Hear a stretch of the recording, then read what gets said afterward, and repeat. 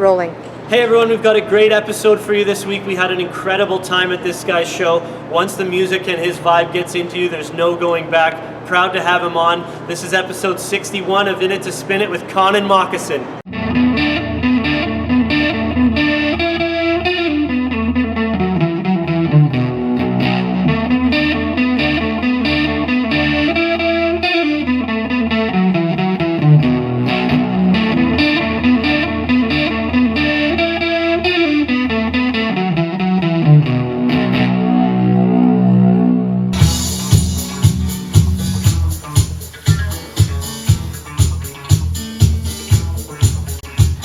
So Kirin J Callinan and his band started the evening off. I really wanted to make sure I could squeeze this into the show for you guys.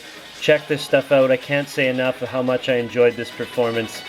Really intense, incredible. I picked up his record there. It's called Embracism. Look for it. Not your average listening tunes. Really abstract, genre hopping like crazy. He had some interesting merch too, including a tea towel and a shirt of his family, signed by his whole family. Check this guy out.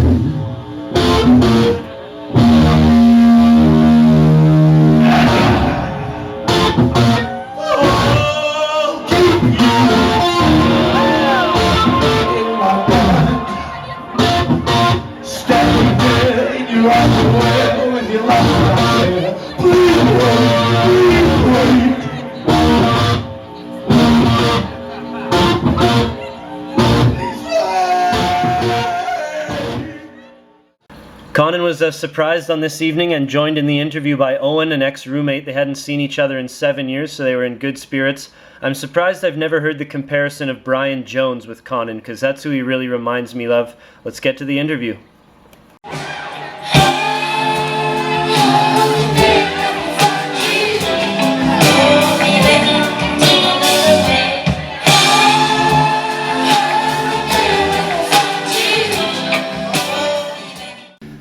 Hey everybody out there, we are glad to be here with a unique individual making some great spacey, dreamy, psychedelic, soulful tunes these days, all the way from New Zealand. It's your first ever show in Vancouver, I believe. This is Connan Mockasin. Say hi to everybody out there. Hello.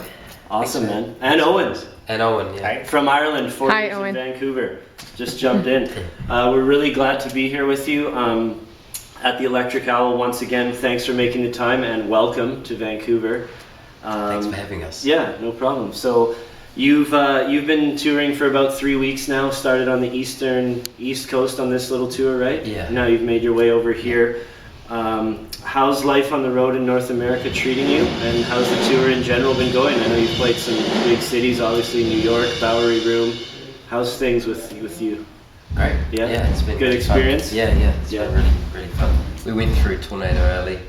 Oh yeah. After Minneapolis. Okay. And drove 1,700 miles. Wow. To Seattle. Yeah.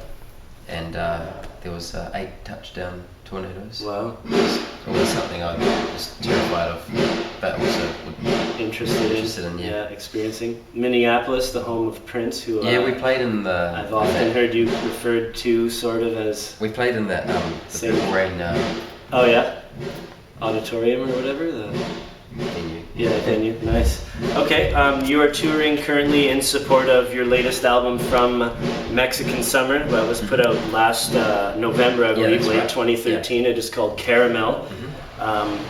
You've touched on the fact that there's a slight correlation between the first album and Caramel. It sort of continues. Yeah. But I think that being said, you definitely explore a little bit more outside of the typical pop sort of songs on this one with the 5-song suite. There's some interesting sounding stuff on Caramel. You recorded, produced, wrote, and I think I'm missing a couple. You did mixed, you did the whole thing, performed everything in a Tokyo hotel room, as the story goes, right? In Japan. So take us through maybe that month in Japan and the birth of the songs that would be found on Caramel? Whole month? Well, not the whole month, just the whole vibe, what you were going through, what you were possibly doing when you weren't recording and writing. Oh, I was mostly working. Yeah, the whole time. So, I did have a little picnic with a bunch of Japanese people. Yeah. And we had a few parties at the hotel. At the hotel? Is that where the picture sessions come from in the CD? Yeah, book? some of them we've got all sorts of different pictures. And yeah, I saw some where Japanese. I caught a lot of recording of them having fun as well. So. Yeah, I heard that. Spelling your name and whatnot in the back. Yeah. In the suite part 5 or whatever. Yeah. Yeah. Yeah. No, it's nice. It's like, I like hotel rooms. They're boring and good. I don't like studios. Stay focused. I like them because when I'm on my own hotel style, I always like hotels. I found it interesting that you did the whole thing by yourself, so you're not really getting, as it progresses, you're not really getting any feedback or hindrance from bandmates. Yeah, I didn't really want to do that. Yeah. That one, I did the last record, which was the first one, for Love. Yeah. I did that on my own. Yeah. And I didn't want to do the second one on my own. It just sort of happened because everyone was spread around. Yeah. It was kind of too hard to get everyone in the same place at that particular time. Okay. So you just took off and did your own thing. Yeah, I like Tokyo. Yeah, okay. Let's take a second. There's 2 songs out, or singles with videos now. Do I Make You Feel Shy and I'm the Man That Will Find You. I'll let you choose which one you want to link for the viewers that possibly are new to the Connan Mockasin music scene. Which one do you want to link here for them? Which one do you want? Which one do I want? Yeah. Oh, you pick. It's your stuff. So, you want the Shy, the karaoke one, or the Man That Will Find You? It's Your Body Part 5. Okay. Yeah. Is that on YouTube? Can I link that? Because it has. Be. Yeah, it'll be on. Okay, YouTube. let's do part 5 then. We won't go with those. We'll go with that. Did you want one of those ones? No. Hey, man, it's all up to you. Whatever you want the listeners to hear, I'm into that. So, It's Your Body Part 5. We'll put up here.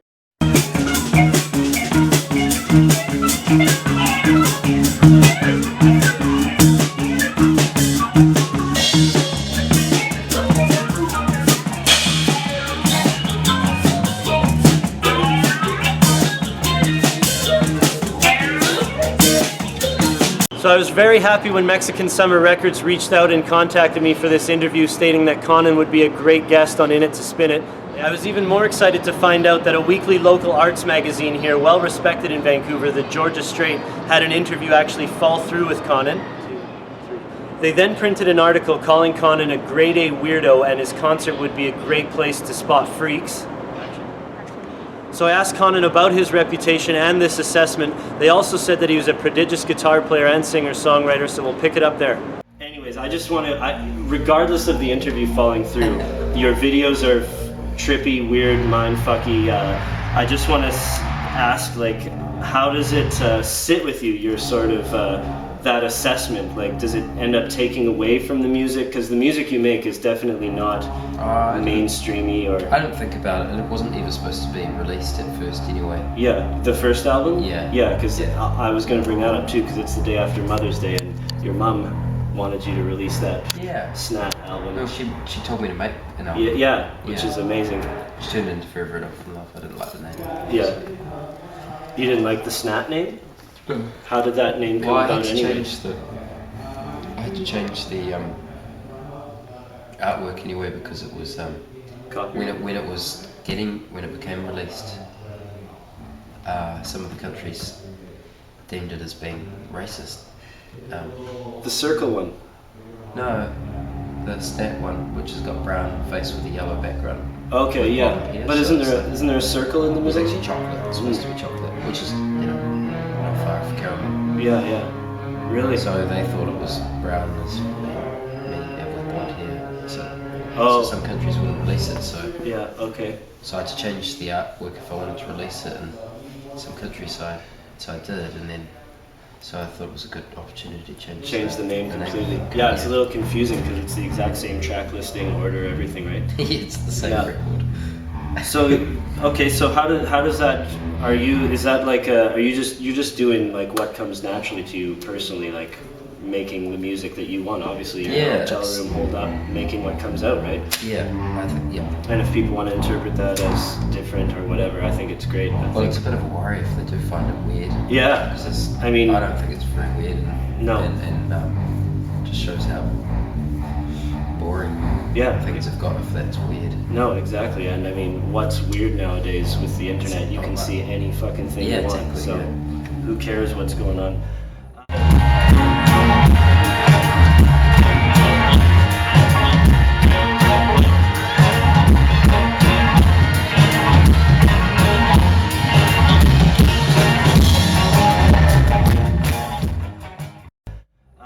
Let's talk about the future. You've toured with Warpaint, Crowded House, played sold-out shows with Radiohead, collaborated with Fatboy Slim. Your new album is a step forward, and it's getting positive reviews. What is the future going to hold for Connan Mockasin? For now, we just keep touring. We record till next year. Any more crazy videos coming out? Might do one more. Yeah, for the album? Yeah. Do you know what song you want to release that? No, I don't know. Pick one? Yeah. I wanted to make a porno. Porno? Yeah, but I wanted to film it. Yeah. Sounds like a good idea, Alan. Yeah. But not for the just to go with it. I play the music in the background, of course. So Okay. Yeah, I got you. That's cool. That'll work. Maybe for all the body parts. Yeah. One entire thing. Yeah. The whole suite. That'd be cool. Have it in a stereo or sound system playing while I film it. Yeah. So I know what's going on, so I can link it up. Yeah. Oh, that sounds good. Yeah. But I won't be able to put that on YouTube. Yeah, no, Vimeo for that one. Cool. So Vimeo. Yeah, but I don't know. I think you're allowed nudity on there. I've seen some in my searches. There you go. So what are you listening to in the van as you travel the country here in North America? We've actually been getting some weird interferences while we've been listening to some music, but mostly everyone's wearing headphones. Oh yeah. But antisocial bunch. Sometimes. No, when we're tired, we just have, I can understand. I was just listening to a podcast coming into Vancouver with Matt, drummer. We were just having a little nap. We have we've been getting weird interferences in some just parts as of the you country, go through under bridges. Yeah. And sort of more stroke. You should record some. Well, tour manager Joe's getting a little bit worried because there's been some stories of some missing vehicles as well in parts of just out of Philadelphia. We've got a lot of interference in Portland. Apparently, he's got a lot of weird stuff happening on the outskirts of Portland, which we're going to tomorrow. Really? Apparently, it got the name because it was a landing port for extraterrestrials or something like that. I don't know if that's true. Really? Really? Yeah, so even back then, like Portland's got to be pretty old. So the old pioneers named it that? Yeah. So okay. I don't know, so looking forward to that. Okay. Hopefully you get there safe and can play the show. Yeah, between that and tornadoes, it's... Yeah. Okay, well, I was looking for Caramel in the last couple days to pick up an LP copy. In the last couple days, like I said, in Vancouver, I called 5 of the big record stores around here. And it's safe to say you've got a good fan base because they're all sold out. I could just grab the blue version of... We've got some here. Yeah, that's exactly what I'm hoping. So I'll grab one up there. But I'm really excited to see the show, see how this trippy stuff comes off live on the stage.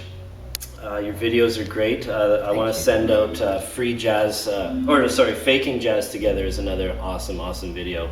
That by the time the show gets going, some people in the crowd might be elevated too. Yeah, Vancouver, you know what you're in for. So what are the people like here?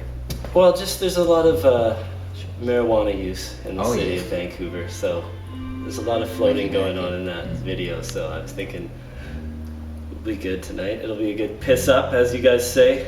Keep doing what you're doing, and thanks for the interview and thanks for the time. Have a great night tonight. Thank you Good to very meet much. you, Thank Owen. Yeah. Yeah, thank you.